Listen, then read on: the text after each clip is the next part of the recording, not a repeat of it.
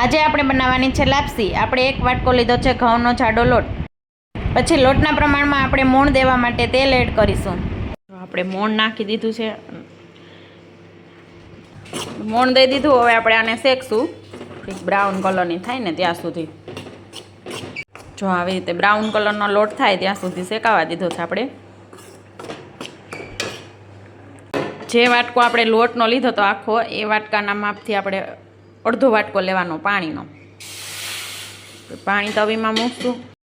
લાપસીના પ્રમાણમાં આપણે 2 થી 3 ચમચી આમાં ગોળ ઉમેર્યો છે। આવી રીતે બબલ્સ થાય ત્યાં સુધી ઉકાળવાનું। પછી આપણે આમાં લોટ એડ કરી દઈશું। થોડો થોડો કરીને લોટ એડ કરી દીધો છે। હવે વેણાથી થોડુંક ઓલું કરવાનું ને કાણા, બસ આવી રીતે હવે એને થોડીક વાર માટે આપણે ઢાંકી દઈશું। ઢાંક્યું તો એ લઈ લીધો। હવે સરસ રીતે મિક્સ કરી દઈશું વેલણથી। એમાં થોડું ઘી એડ કર્યું છે। સરસ મજાની છૂટી છૂટી દાણાદાર લાપસી બનીને થઈ ગઈ છે તૈયાર। અમારો વિડીયો ગમે તો લાઈક કરજો, શેર કરજો અને સબસ્ક્રાઈબ કરજો।